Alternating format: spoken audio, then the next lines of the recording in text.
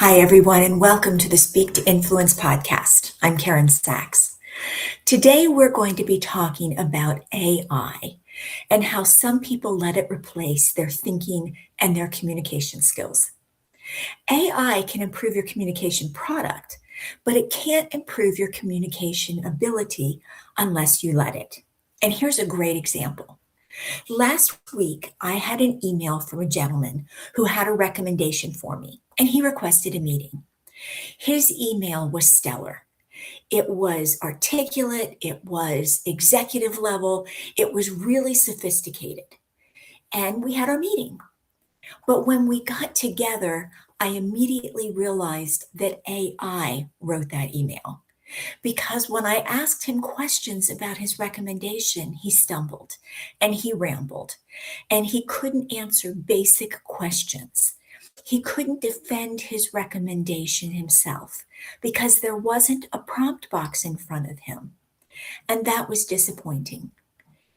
Too many people let AI overtake their thinking and their communication skills because they use it for all the wrong reasons. Now, AI has changed what good communications looks like. Right now, almost everyone has access to AI.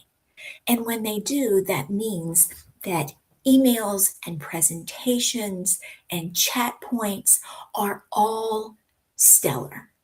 They're polished and they're sophisticated. It means that people can come up with, sorry about that, got a here there. Anyway, um, people are allowing it to do all of those things for them. So when they have to think on their feet, they aren't able to do it. The difference between what AI can do for you and how sophisticated it make you sound versus your ability to communicate is called the AI communication gap. And that is what we're going to talk about today because it is huge. Now, people are using AI for everything, for their emails, their presentations, their recommendations, their proposals, their talking points.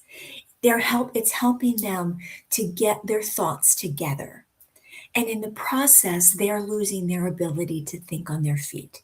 And an example is the email that I just told you about. It was really savvy.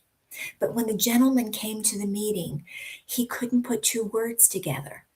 He has allowed the AI communication gap to take over his life. And that's really unfortunate because there was a survey earlier this year of more than 600 executive recruiters across 39 countries.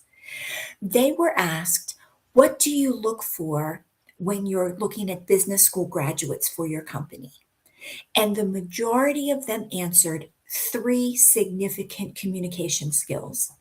First of all, basic communication. Number two, problem solving. And number three, adaptability. All three of those are communication skills. And by becoming a great communicator, you can improve your opportunities, which does include your income. It also includes other opportunities to be a better executive and a better leader, more leadership opportunities. So you want to be the best communicator you can be. And you need to understand that that is more than just using AI. Now, don't get me wrong, AI is not the enemy. I use AI. I highly recommend that you use it, but use it for the right things. Use it to polish your communications. Don't use it to take away your thinking. Use it to proofread, but don't let it take away your judgment. And use it, just don't outsource your voice to your AI. Use it as a tool. Use it as a communications coach, not as a crutch. Now, there are certain things that AI can't do for you when you walk in the room. At that point, it becomes all human communication, and that means it's all you. AI can't help you when you walk in the room to be a good listener, to Figure out what you're saying and think on your feet. And when you need to change the communication because their listener's not understanding what you're saying. It can recognize the communication. It can help you notice emotion and read the room. It can help you know when you're supposed to stop talking and when you need to ask a question. Those are significant. And those are things that only you can do. AI can't do. And that is where the communication AI gap comes in. You need to do certain things yourself that AI can't do. Things you need to do, like thinking on your feet without a prompt box. And that is significant. Use AI as your coach, not your crutch. So instead of telling it to write the presentation, ask it, what are the 5 challenges that my boss might ask about my presentation? Instead of saying, tell me what to say in this difficult conversation, ask it to role play with you.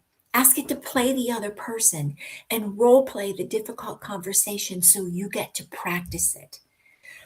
Let's talk about the AI test. Now, look at something that AI has just created for you and then close your computer. Okay, now, can you explain what it just wrote for you in 30 seconds? Can you simplify it? Can you make it sound natural without reciting it?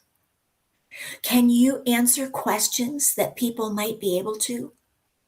Because if you can't, that tells me that you prepared your content, but you didn't prepare yourself. And that's critical because ultimately, no matter what AI does for you, you need to present it. You need to answer the questions. You need to think on your feet. Just a quick side note for my ESL and global professionals.